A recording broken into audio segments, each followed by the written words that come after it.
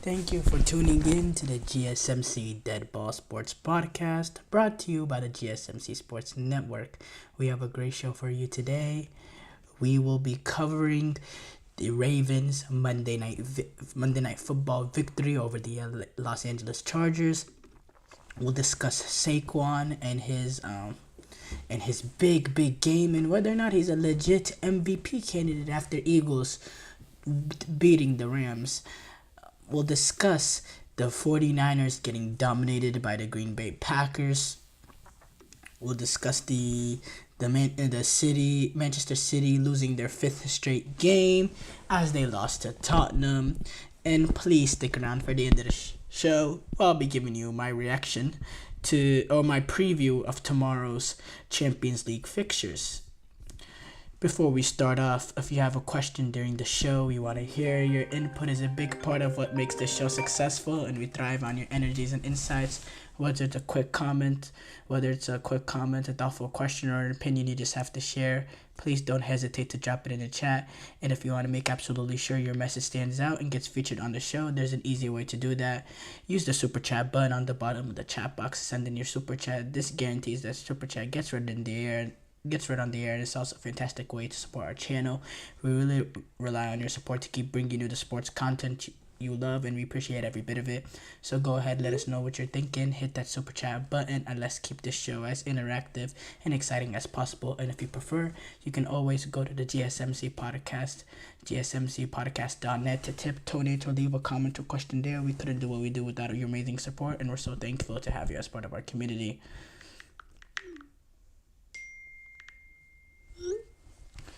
We have to start off though with the Ravens Monday Night Football victory over the Chargers. So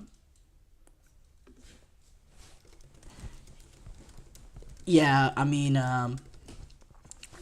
was the Harbaugh ball. First of all, that was the main storyline entering the game. Jim Harbaugh taking on John Harbaugh. Obviously, there's a there's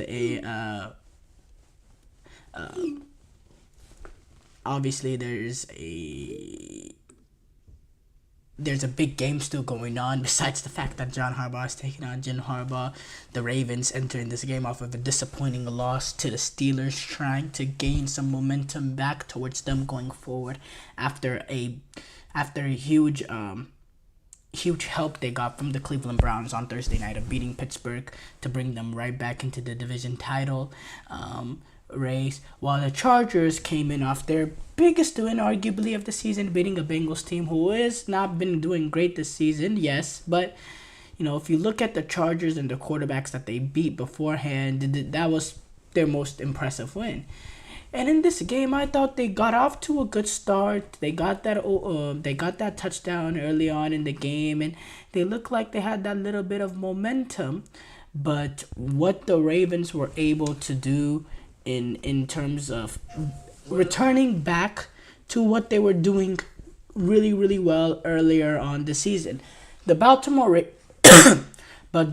Ravens is a dangerous football team when their running game is on point. When you have the combination of that run game and what Lamar Jackson can do with his legs, and then on what that does to open up, opportunities for Zay Flowers, Bateman, and the boy, and Mark Andrews and them boys. The start is just being able to dominate in terms of the run game. And sometimes in the past, the Ravens, and going back to last year's AFC Championship, they've sort of deviated from a play calling perspective just randomly in moments that you don't expect. But and if you look at what Derrick Henry has been doing earlier this season compared to what the production he's had in the last few weeks, he's he's slowed down a little bit. But today he got back to his earlier season form, 24 carries for 140 yards. He averaged 5.8 yards a carry, and he was just gashing this Chargers Chargers defense, who has been one of the most elite defenses in the league. They've been brilliant. They're a brilliant defense. They're a brilliant red zone defense. And today they were carved up by Derrick Henry and this Baltimore Ravens offense. They were really able to generate what they want. And the thing that was most impressive about Baltimore is, number one, they were very efficient in first and second down. They kept themselves out of third and unmanageable. They kept themselves always in third and manageable. And what that allowed for the in terms of the Ravens is to get in those third and ones, those fourth and ones that they continuously were able to get. Because if you're in a third and one, fourth and one that we saw multiple times, you're in that situation. It's almost guaranteed to get the first down when you have Derrick Henry at the wheel. It's almost a guarantee. It's a highly unlikely to stonewall Derrick Henry from not even getting a yard. And that was the case. The Ravens did a really good job of that. They made certain stops. Obviously, I still think the secondary can be a little bit concerning in certain moments. They had a few moments here where, there was PIs or could have been PIs, and it was, and it was split moment things that, kept the Ravens in terms of, kept that secondary from, not conceding a play to keep the Chargers on the field. But overall, it was a great bounce back after last week. The way that they were able to get things going. And look, Baltimore Ravens, they're a winning football team. They have a winning culture. Now they're 8-4. They still haven't played their best football of the season. I think they're a really, really good team, and obviously they are a really good team.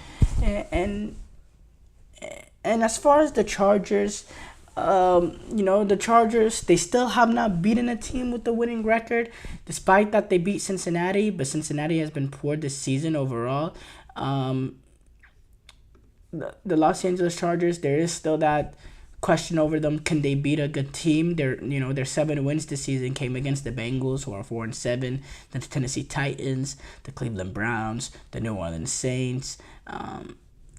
The Denver Broncos is probably the best win of the season. Yeah, the Denver Broncos. So they have one win over 500, actually. The Denver Broncos, and against Carolina and the Raiders. They've only won one of their 7 games have been against teams with winning record. And any team that they've gone up against that's decent, you could argue that they've look Cincinnati. Cincinnati's a weird one. They're 4-7. I still think they're a decent team, but let's exclude Cincinnati out of the way. But they lost to Arizona. They lost to the Chiefs. They lost to the Ravens, and there was a 4th loss, and then they lost to the Pittsburgh Steelers. It's a little bit shaky right now where I see them. I think Chargers are a team. They just lack that explosiveness. And look, there was a big moment in this game. The Chargers are down. I believe they were down 7 at this point. You have an opportunity that on 3rd down, Justin Herbert hits a wide open Quentin Johnson, who's coming on a crosser type of route, and he just drops it on 3rd down. He's able to catch that ball, and he has nothing but green grass and a blocker ahead of him. There's one Ravens member of the secondary, but other than that, if that can get blocked up cleanly, you're talking about a lot of and it's an absolute game changer. That one, it was at the beginning of the 4th. Chargers were up, Ravens were up 7. 3rd and 6. He catches that ball, and he might still be running. And it's a complete game changer. The Ravens go on to get the ball, pick up a few first downs, and then Justin Hill breaks a 50-plus yarder on 3rd and 2, and essentially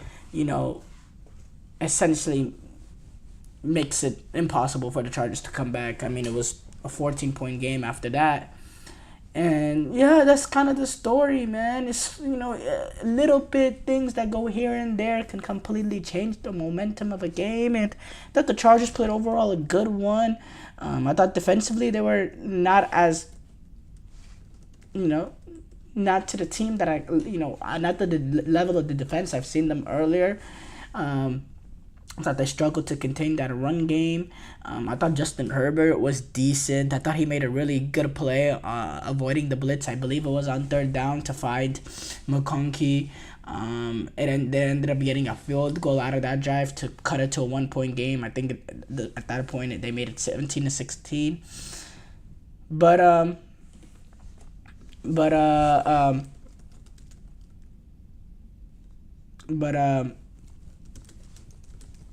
Yeah, I mean,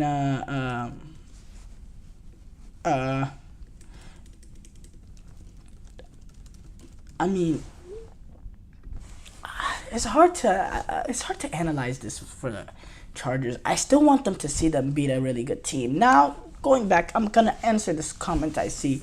So the the Chargers are getting into that wild card spot. And he says that Miami is looking to secure a wild card spot. Steelers, Broncos fighting as well. Look, number one, so there's 3 wild card spots, right? Let's assume that one will go to the team that doesn't win the AFC North between the Steelers and the Ravens. One of those 2 teams will get a wild card spot. I still think Bengals are still in it for that 7th spot, even despite the fact that they're 4-7. But eliminate that; they're not the one team competing with the Chargers. I think the Chargers are comfortably will get into the playoffs right now. They're 7-4. They have a half a game lead over the Broncos. They have one less loss than the Broncos, but they have the tiebreaker over the Broncos. The Chargers beat the Broncos earlier this season. Chargers also get another chance to play the Broncos. This time Denver has to go to LA. I believe in a head-to-head, I'll favor the Chargers over the Broncos any day, just because the Broncos has a better team. In my opinion, overall, offense, defense, special teams combined. Broncos have elite defense, but offensively, I don't think they could compete with the Chargers right now, despite the Chargers offense being a little shaky. I just trust the Chargers situation a little bit more. And then you see, the Chargers, they have the Patriots in there, they have the Raiders, they have an Atlanta team that can be a little fugazi. We don't know, Atlanta is a fugazi team. It's a team that Chargers I expect will beat. The Buccaneers, that can be a difficult one. But still, I think the Chargers are in there. Chargers don't have relatively that hard of a schedule. And in terms of getting in, I think they'll comfortably get in. They'll be that 6th seed. I think the Broncos, Cincinnati, Miami, those are the teams that are really going to be battling in that 7 seed range. But I think the Chargers, if they don't have a crazy collapse, I think they're kind of locked into that 6th seed, just because of the fact that for them to jump either the Ravens or the Steelers, not only do they need to play catch up to reach those 2 teams, because those 2 teams already have 8 wins this season, but catching up to them is not enough. You have to have a better record than them. You have to have a game better record than them, because those 2 teams have tiebreakers, virtue of the Ravens win over the Chargers today, or past midnight, so technically yesterday, and then the Steelers defeat of the Chargers way earlier on in the season. But all this calculation, blah blah blah, it's I think it's a little bit early in the season to do that. It's never too early. Let me rephrase that. It's never too early, but there's still a lot of football to go, and some of these teams are really going to show us what they are down the stretch. I think Miami is a team that's going to get in that 7th seed. I think Miami is a much better team than Denver, that is just masked by what Miami's quarterback issue has had earlier on this season. But now with Tua being back, look at how electric that Miami team is. But yeah, we'll get to that.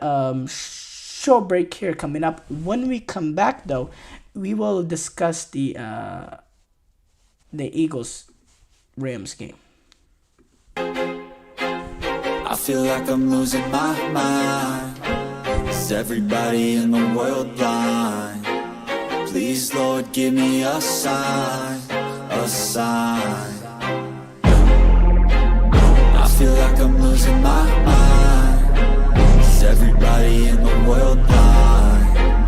Please, Lord, give me a sign, a wanna be the greatest. Everybody on the fake shit, I look around and feel like everybody is the fakest. I make this every day and I'm impatient, hoping one day I blow up from the basement. Statement, the top is so vacant. None of your shit that I think is amazing. Waiting for my day when I'm playing sold out shows for 1,000 faces. Hey, give me that crown, get in my way and to be put down. It ain't your place, all this my town. If I want that shit, then I'll get it right now. I'm losing it, the noose it fits, some loose shit, a stupid myth. You choose to live or choose to dip, you choose to fight or lose your grip and lose a gift. I feel like I'm losing my mind. Is everybody in the world blind? Please, Lord, give me a sign, a sign.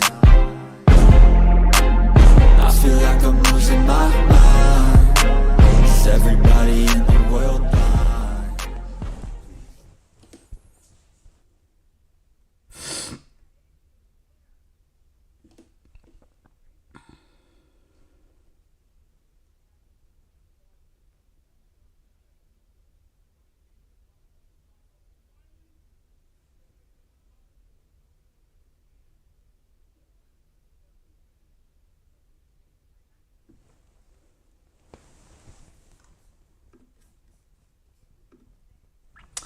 Before the break, we discussed the Ravens' Monday Night Football victory over the LA Chargers.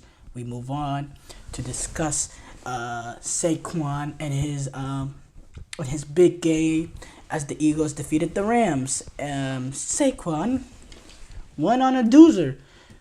Absolutely phenomenal game. 26 carries, 255 yards, 2 touchdowns. Man, I'd love to see his fantasy stats. I believe anybody who had him had,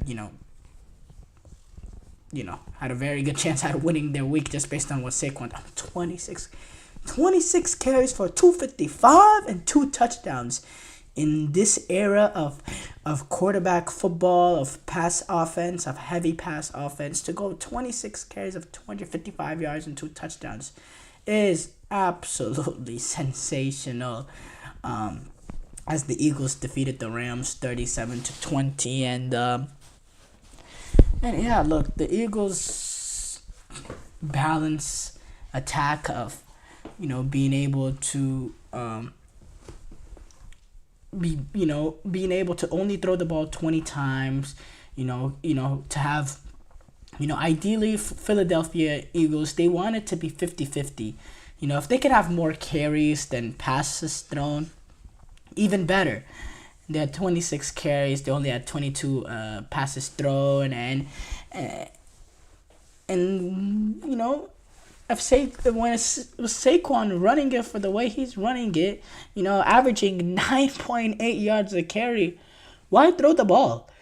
Why even throw the ball? I mean, he's averaging 6.2 yards a carry. Saquon Barkley is 6.2 yards a carry. That's ridiculous. That is ridiculous. I can't put into words. We're through. Eagles have had played 11 games in this season. Check this out: 223 attempts for 1,392 yards and 10 touchdowns. Through 11 games. That is 126 yards of average per game. It's ridiculous numbers, and it's Adrian Peterson MVP-like numbers.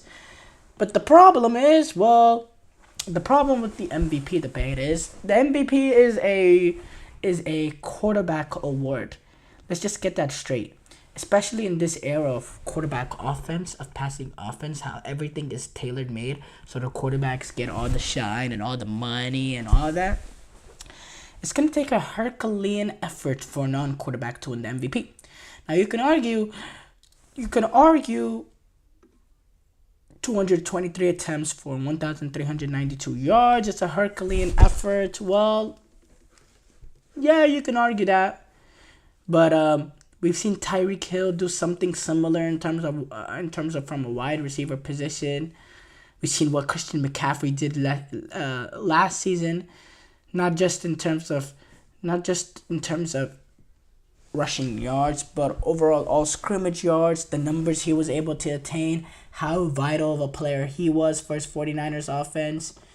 You know, I just at the end of the day, I don't see how they give it to a non-quarterback. Now, with the rate that he's going, Saquon Barkley, with the rate that he's going, averaging 126 yards a carry, you add, you play, there's 11 games played, so you have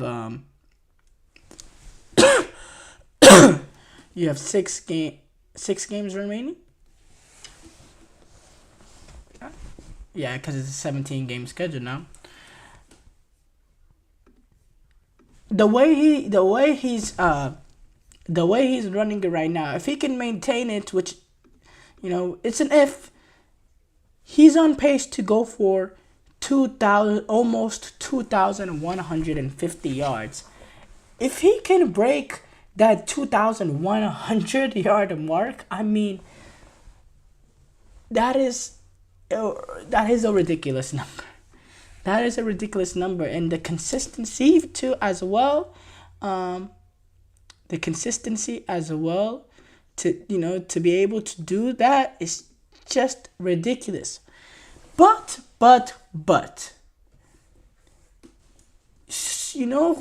someone also had a big game today, and someone who has had a little bit of a quieter week over the last few weeks and maybe got people to forget about what he was doing, and someone that's doing something culpable is Derrick Henry.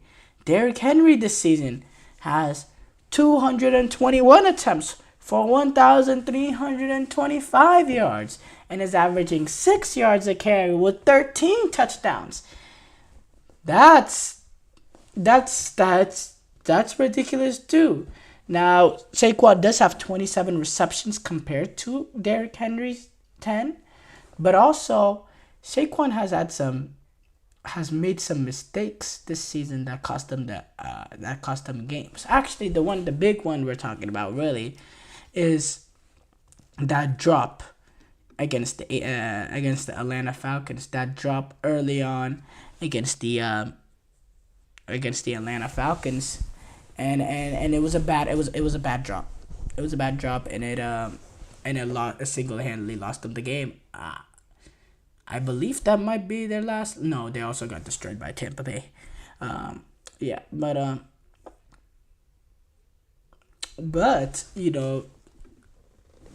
Derrick Henry hasn't had that moment. But when the thing with that drop for Saquon is the fact that it happened earlier on this season is much less damaging. If that play happened later on this season, where it could be fresh in the voters' minds, that would be a completely different story.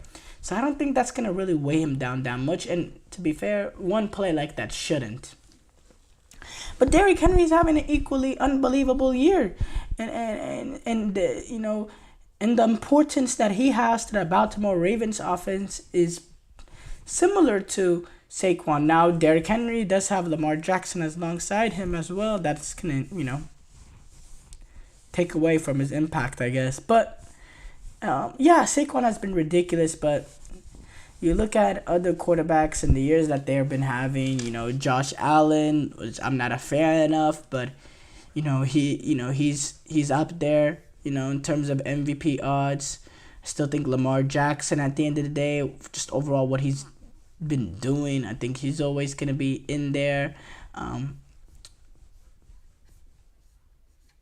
then Jared Goff, he's sneakily in there, what he's been able to do this season, and he just keeps winning games. I don't know. I think this MVP race is something that will come down to the wire, and I definitely think Derrick Henry should be back in the top 5. I see Mahomes in a lot of people's top 5s and not Derrick Henry. Look, has Saquon really been that much better than Derrick Henry this season? No, they both played at similar levels, both really extremely high levels, and what they've done. And by the way, a lot of these running backs that's been succeeding this season have been running backs that have been brought in, during free agency. Derrick Henry, Saquon Barkley, Josh Jacobs, who had a game for the Green Bay Packers. We're going to discuss that next segment. Aaron Jones, the free agency market has been something that GMs have benefited off in terms of, the running back free agency market. And in teams that, teams that are not willing to give second contracts out to running backs because of the shelf life and all that, have allowed a lot of top running backs to walk, and it's allowed teams to, that can afford it financially to get, these top running backs into their ball club and to get the best out of them. And I think what's really special about what Derrick Henry has been doing compared to the other running backs is the fact that he is age 30. Running backs have a shelf life nowadays. Running backs, they give us about 3 to 4 elite years and then it's totally plateau. For Henry to do what he's doing for the Ravens, 1,325 yards through 12 games, that's 110 yards a game. He's been absolutely ridiculous. And to do it at age 30, I think is quite an accomplishment. But going quickly to the Eagles-Rams game, Eagles, they're showing something, and they've done a great job. You look back earlier on to, our perceived thoughts about them after that Buccaneers game, how they've been able to hang in there and started, slowly and steadily start gaining momentum to the right way. And then, now looking like a team that we thought the Eagles would look like, last season, similar to the team that we got, that Super Bowl run, and then the Rams, the Rams are who we thought they were. They'll win a game or two here and there, but they're just not a great team. They're an average team in an average division filled with a bunch of average teams, and they're still in it because, the Cardinals lost to the Seahawks, and then the 49ers got absolutely bombed. They're still in that division race, but again, there's the Rams defensively, they're leaky. Matt Stafford's still an elite quarterback and playing some great ball, but overall that offense is just a little stagnant for some reason. It's the Rams are the Rams, and I expected them to be better. Honestly, I thought they would be a lot better this season. I thought Puka Nacua and Cooper Kupp would be a hard combination to stop, but I don't know. It's something that they have to figure out going forward. But the bright side, if you're a Rams fan, is you're still in the division. You're still in the race for that NFC West. Short break here coming up. When we come back, we will discuss those 49ers, speaking of that division, getting dominated by the Green Bay Packers. Looking for your daily fix of sports talk without having to pay for it? GSMC Sports Network is available on YouTube. Just search GSMC Sports Network. Get your fix of daily sports talk shows on YouTube, absolutely free. NFL, college football, NBA, MLB, MMA, UFC, fantasy football, and so much more. GSMC Sports Network has shows running all day long, with new sports shows starting every 2 hours. Just like on your favorite cable sports channel, except GSMC Sports Network is absolutely free. Just search GSMC Sports Network on YouTube to catch one of your new favorite shows, like the GSMC College Football Podcast, Chip Shot Football Podcast, Hoops and Heels Women's Sports Podcast, GSMC Basketball Podcast, and so many more. Check it out for yourself. GSMC Sports Network, now available on YouTube absolutely free. Search GSMC Sports Network on YouTube right now.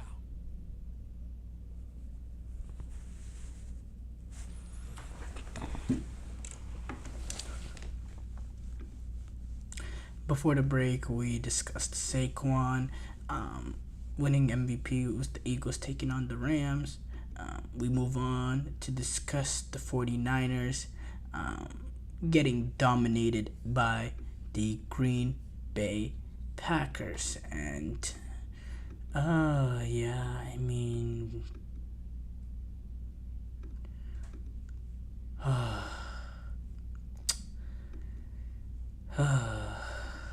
Yeah, it's a tough one. So the 49ers, obviously we know some of the injuries that they faced this season, and we know the guys that they will not be getting back. The Brandon Ayuk's, the Javon Hargraves, Dre Greenlaw, who's still injured, still from last year's Super Bowl Achilles injury. By the way, they opened up his practice window, or whatever the hell that means. They say that all the time. I don't even know what that means. But essentially, I guess he's gonna be, back this week. And yeah, they had those injuries that they had, and then we have the injuries. Brock Purdy, he hurt his shoulder. It was announced on Friday that he wasn't gonna be able to go. Charvarius Ward came back after the leave that he had over his daughter passing away. Such a tragic situation there. He's been back at practice this week, but it seems like 1 week of practice is not enough to get back into game shape for him. So he's out. Nick Bosa, that hip/oblique injury that he tweaked against the Seahawks by overcompensating on one side, leading to the other hip getting tweaked. He's out. And he was out. He was announced to be out on Friday as well. And I will go to bed on Saturday thinking, we're completely up against it. And then I wake up Sunday morning to read, the best left tackle in football is out as well. He can't go because of his ankle injury. And Trent Williams, that he was questionable about throughout the week, but I wasn't really majorly concerned about it because he was questionable about it last week, and he ended up going. This time around, just didn't shake the right way, I guess, and he's out, and then you're in a point where you're just at the mercy of the higher authority. And look. Honestly, when you're missing those sort of players, it's hard to compete in the National Football League, especially going up against the Green Bay Packers on the road. An NFC contending team. They came into that game 7-3. Now they're 8-3, and they haven't played the best football this season. But they entered the game 7-3, and they're still an NFC contender. And playing at Lambeau is a hard atmosphere to play out away, especially with the away quarterback missing the blindside blocker, missing the best the blindside offensive lineman, protecting the blind side, missing the best defender on the team, a former DPOI. Missing your star cornerback. It was always going to be difficult, but, there's certain keys when you're missing guys here and there that you have, there's certain key to the games. Number one, the San Francisco, the 49ers, for them to at least compete in this one, there's a lot of things that they need to do. You got to be clean in terms of turnovers. You have to be clean in terms of penalties. Let me rephrase that again. Let me say that again. You have to be clean in terms of turnovers. You have to be clean in terms of penalties.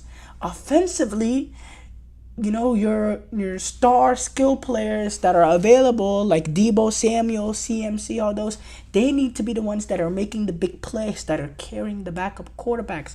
You need a lot of trick plays and out of motion, a lot of easy throws for the quarterback to make things simple for him. And you got to make it easy for the quarterback. You cannot be in obvious passing situations. You cannot be in third and longs. You have to be in, third and manageables always. You need to have great production on first and second down, so you're not in obvious passing situations, and you're not forcing him to just drop back and read. You got to just make it as easy as you can for the backup quarterback playing his first game in, I think it was 4 years at Lambeau. Ladies and gentlemen, the San Francisco 49ers did absolutely none of those 5 keys. They all 5 just complete and utter failure. And that is why you get embarrassed and get dominated by the Green Bay Packers 38-10. A Green Bay Packers team that, honestly didn't even play that good of a football game. Jordan Love, he had a few throws here and there where I thought the 49ers secondary should have trounced on. He also hit Christian Watson deep for a potential 60-yard touchdown at the end of the half to break open the game in the first half. Christian Watson drops it because Christian Watson is not a good football player. It was embarrassing, but it could have been worse. And honestly, it shouldn't have been. It should have been a way closer of a football game because, you're missing the injuries and all that. And those can be the difference maker plays. But the constant penalties making offensive drives just impossible to maintain. Debo, CMC had looked horrible. Jordan Mason in his that one run Jordan Mason had was more production than what we saw of CMC all game. CMC committed that turnover. Brandon Allen hit a really good throw to Debo Samuel. That leads to an interception. And then, I say no turnovers. Brandon Allen, he fumbles the ball. Ladies and gentlemen, that fumble, that Debo drop that leads to an interception directly led to Green Bay Packers 14 points in this ball game. Directly led to the Green Bay Packers 14 points into this ball game. That completely broke open the game in that second half. And then later on, CMC just couldn't maintain anything going. He eventually ended up fumbling after, they were already down, I believe, 31-10 at that point. So, it was a fumble with the game dead in the waters, yes. But that happened as well. And the penalties, the penalties offensively, are killers trying to maintain drives. Defensively, that PI in the end zone, which honestly, I didn't think it was a PI. I thought, I forgot what Niners quarterback, I think it was Ronaldo Green or whatever it was. I thought he got there in time. They ended up calling it a PI.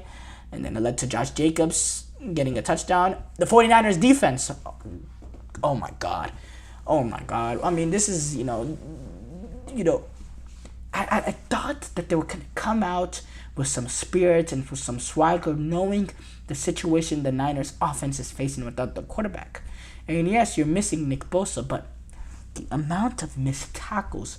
Fred Warner, he was absolutely amazing earlier this season. But slowly, his game has deteriorated a bit, and there was some ankle injury he suffered in that Patriots game.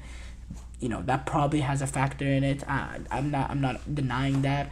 But the missed tackles, it starts from the top. And when your star linebacker, the man, the captain of the defense is missing tackles, well, the 49ers, the physicality, the physicality, the spirit that they have of being the most physical team in the league, it is gone.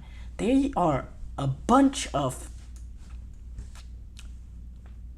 I'm not going to say what I was going to say, but they have lost that physicality. And it's something they have to, if they have any, shot in the water of, sneaking into the back door, making the playoffs, they need to get that physicality back. Debo Samuel, he's washed. Since that great 2021 season that he had, where honestly I thought he was damn near deserving of the league MVP with the season he had. I believe Cooper Kupp won the Offensive Player of the Year because he had the Triple Crown that year. But you know what? For me, and I am a little biased because I am a 49ers fan. For me, from what I saw, when you compare what Debo did to Cooper Kupp, Cooper Kupp was great. But I thought Debo had a better year that year. If you saw the combination of what he did as a wide receiver and as a runner and the big plays that he made in big moments that kept 49ers alive, making that postseason push that ended up leading to an NFC Championship run, I thought he was absolutely sensational. And he was sensational in the playoffs as well for the 49ers. But you take away that Debo, you go away from that season, every year since then, he has deteriorated into this player now that I don't even recognize anymore. He could not break the edge like he used to. The way, you got him on the edge, he would, it was really, really hard to cut down his angle and to be able to push him out of bounds. He was always able, he's always been able to just be a superior athlete, especially when you get him on the edge. He doesn't look like that sort of player that can break away from, players anymore. What he used to do in terms of breaking tackles, it was a guarantee. Anytime he caught the ball, he was breaking at least 1 to 2 tackles, just out of a guarantee. It was just a guarantee. It was a guarantee. He was gonna always break 1 or 2 tackles. Prime Debo. This Deebo Samuel, I mean, as soon as he catches the ball, he's a sitting duck. Maybe he'll break 1 or 2 tackles every other player, or every 3 or 4 plays, but not the great Deebo Samuel that we saw before. And then the drop, the drop to let the interception. I was blaming Brandon Allen at first, just watching it because I thought it was a high throw. That was a drop, went right through Deebo Samuel's hands. Butterfingers on national TV. I don't know if it was on national TV. I'm sitting here living in Dallas and I watched it on Fox, so I'm assuming a lot of America got to see it. Went straight through his hands. I mean, what can I say? What am I supposed to do with that? What am I supposed to do with that? Deebo Samuel this season, 34 receptions for 511 yards. What am I supposed to do with that? What am I supposed to do with that? 1 touchdown the entire season. What am I supposed to do with that? 1 touchdown the entire season. What am I supposed to do with that?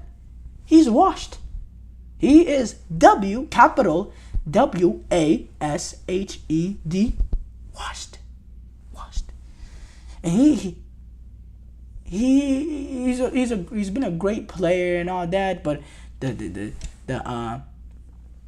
throwing, the incident in Tampa Bay with pushing Tabor Pepper and getting. No, I'm not even worried about Tabor Pepper. I'm worried the fact that him arrogantly going up to Jake Moody, telling him to log in as if a kicker's job is not hard enough, and then now just his performances on the contract that he's on.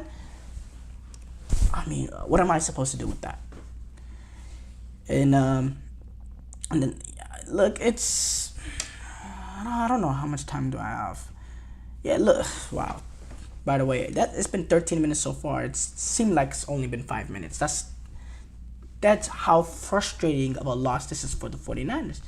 I mean, we can talk about Green Bay is cute. I saw a few Green Bay Packers fans, in my DMs. Look, when it matters, y'all can get, this reminds me a lot of the Packers. The last time the Packers beat actually not the last time, but the Packers when y'all played us when we were injury real team as well in 2020 when we had nobody, we ended up missing the playoffs. So I destroyed us then too.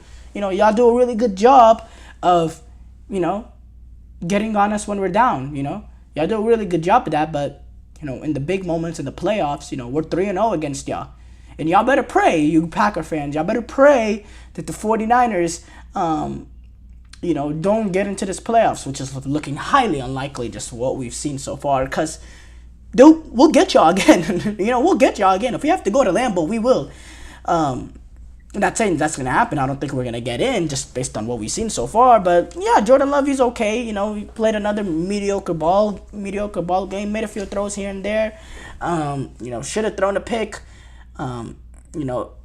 Josh Jacobs, 26 carries for 106 yards going up against a 49ers defense that, just didn't know how to tackle. I saw that clip where Sauce Gardner was a little frustrated or seemed a little frustrated by the Jets head coach or the Jets interim coach, Jeff Ulbrich, showing showing the video on how to tackle. Based on that, I think the 49ers defensive coordinator, who I'm not naming, by the way, not because I don't know his name, but because he doesn't warrant me mentioning his name. That's how useless he's been this season. Maybe he needs to show that to these 49ers defenders as well. It's just absolutely devastating. And the 49ers now, they're on the outside looking in. The one positive, I guess, and no 49er fan wants to talk about this positive, I will, because, it's the truth. The 49ers have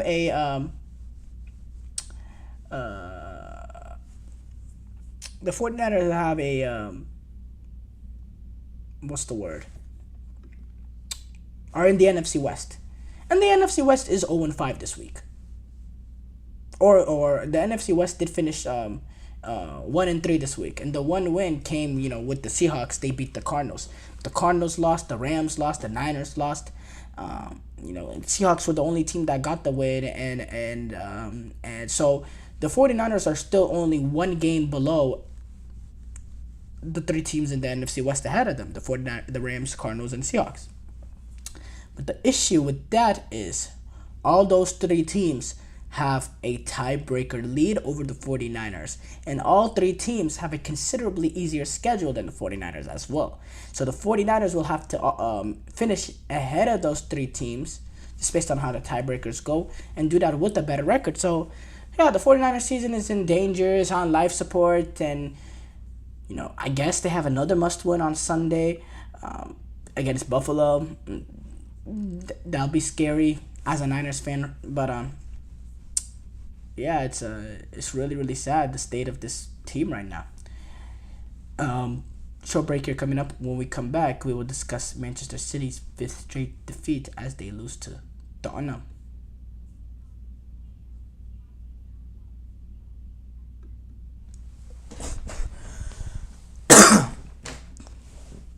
For the best and latest podcasts available anywhere, go to the podcast app on your cell phone and type in GSMC to access free content-rich podcasts on health and wellness, book reviews, sports, entertainment, relationships, social media, movies, technology, finance, and even weird news. Subscribe and download the GSMC Podcast Network's family of shows, available everywhere podcasts are found.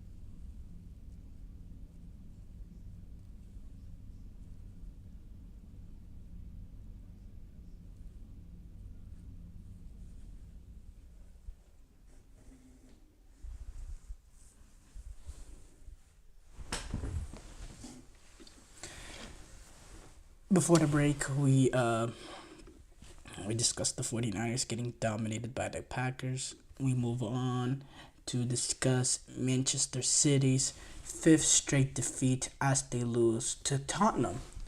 And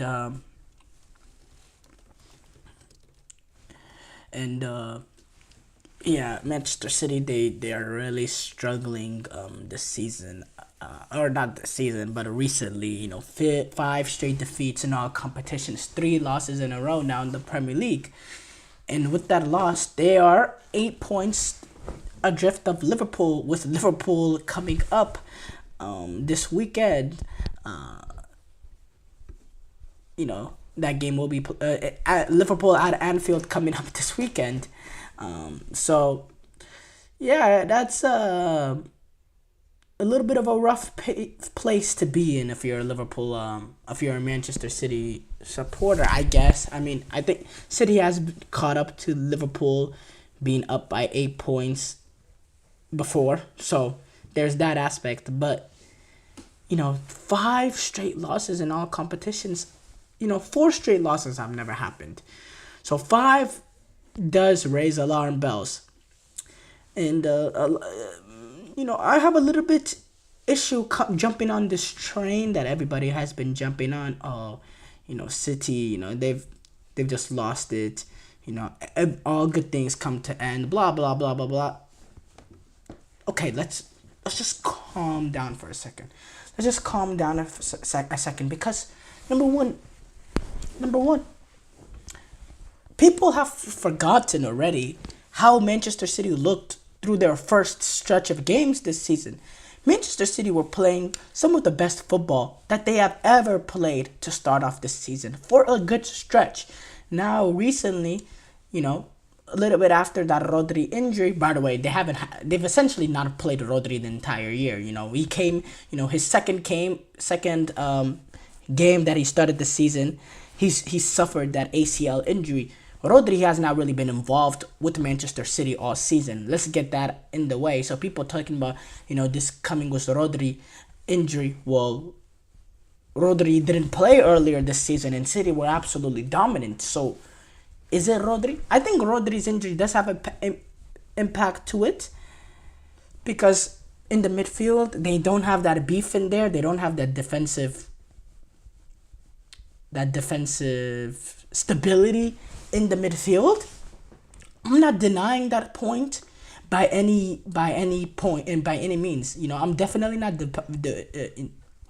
denying that. But what is something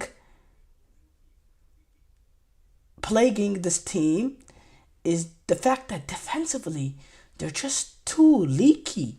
They're too leaky. That the last 5 games that they've lost, they have conceded 14 goals. 14 goals. 2 to Tottenham, 2 to Bournemouth, 4 to Sporting, 2 to Brighton, 4 to Tottenham. They're leaking too many goals. And the mistakes that they're making defensively as well, they just are a little too easy to play against. And what City have been able to do in games past is, they've suffocated teams so much that teams struggle to even get on the ball enough to create opportunities against them. And City, they're still able to control the ball in moments, right? But it seems like they're susceptible to that one moment going against them. And then when that one moment goes against them, they just put their head down. City, through the first 12 minutes in this game, they were superior. They were dominating Tottenham.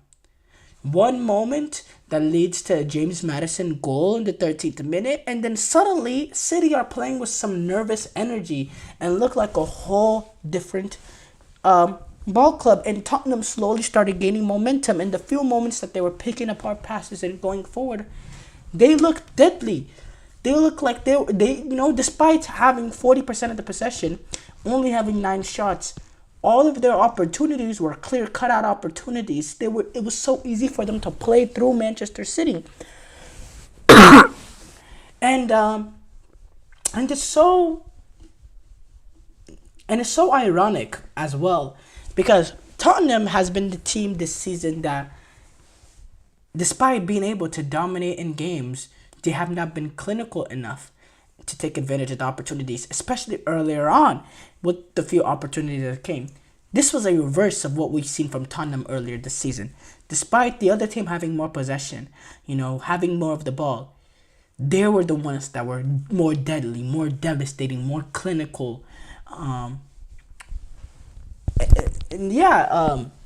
they were able to get the job done. I mean, 4-0, I thought it was probably not a 4-0 game. I thought Tottenham were the better team and they deserved the comfortable victory. Don't get me wrong. I don't think it was a 4-0 game. To beat any team 4-0, it implies a complete and utter domination. And I thought City's had their spell here and there, and a lot of people are freaking out, saying they were absolutely dominated. Look, people are freaking out to that extent because we've never seen City look this vulnerable. A lot of people are bringing this up, but I have to say, when have you seen Kyle Walker just get done like that? When Kyle Walker gets done, it's mostly, because of his positioning in terms of defending away from the ball. It's mostly done from his positioning away from the ball. But what you don't see Kyle Walker is get outpaced. I mean, he just simply got outpaced by Timo Werner. It wasn't, and Timo Werner, he didn't hit him with a cross or a step over or anything like that, something to get a Kyle Walker, off his feet or going into a different direction or anything. He just went past him. And Kyle Walker he is, 32 years old. He is 34 years old, and oh wow, he's 34 years old. I didn't even know that. He is 34 years old, and this is the 93rd minute of a ball claim, but for him to just get run past like that, I mean, when have you seen that? And yeah, the city team in certain areas are lacking that athleticism. They're lacking that belief, and yeah, Pep Guardiola, he has a lot of work to do with this group. Defensively, they're not at it. In terms of being able to create, they look a little stagnant. Kevin De Bruyne, he came off the bench this game, and he had that little bust up as well. Yeah, it's an issue. But for people to sit here and act like, City are out of it and blah, blah, blah, blah, blah. Come on. City, they can get something positive going against a Firewood team that's pretty poor. Start getting the momentum going back into the right direction as they take on Firewood in the Champions League tomorrow. Technically today, because we're past midnight. And then they can pull off if they can pull off a victory over Liverpool. I mean, they were 5 points now. Suddenly, it's all doom and gloom turns to bright sunshine. And even if City, let's say worst case scenario, City were to lose against Liverpool 11 points, if anybody could come back from 11 points, it is Manchester City. But they need to beef up that midfield. I don't know if you have the answers in the club right now. Do they have to wait a month and do something in January? They need to beef up that midfield. Defensively, they need to find some sort of system with this current group of defenders to get the best out of them. We saw this game. We saw Stones and Akanji. Was Guardiola as left back and Kyle Walker as right back. We've seen Guardiola do some mixing and matching. Against Brighton, he played Guardiola and Simpson Pusey, and then had Enrico Lewis and Kyle Walker. Defensively, they need to figure it out. Whatever the back four is, maybe switching potentially to a back three. We've seen him do that. And when they have the ball, deploy John Stones as a holding midfielder, essentially. Maybe do something like that to get a little bit more defensive stability in there. Maybe Stones playing that holding midfielder role as well. It gives you a little bit more defensive stability in the midfield with Rodri being out. Something has to change because, the way that they're going right now. Tottenham do, historically though, over recent history, they have had been able to get the better out of Manchester City over recently, or in recent times. They've been able to get the best, in terms of the best of Manchester City. One of the few teams that City really have struggled in recent history has been against Tottenham. And maybe it's another case of that. Yes, but 5 straight defeats, it is concerning. 5 straight defeats, because we've never seen that under Manchester City, under Pep Guardiola and Manchester City. But again, if anybody is able to get out of the hole that City are in, is Manchester City. And despite all of this, because of how great City were earlier in the season, how they started off earlier in the season, 5 straight defeats, or with the 5 straight defeats, they're still only sitting, if you look at the league table, 8 points away from Liverpool. That's still manageable. But yeah, Thank you guys for tuning into the GSMC Dead Ball Sports Podcast, brought to you by the GSMC Sports Network. Your support means a lot to us, so please remember to subscribe to the show and leave a positive review. It really does make a difference. We also invite you to follow us on Facebook, Twitter, TikTok, and Instagram for more content and updates. So thank you once again and have a wonderful, wonderful day. Mm-hmm. Mm-hmm.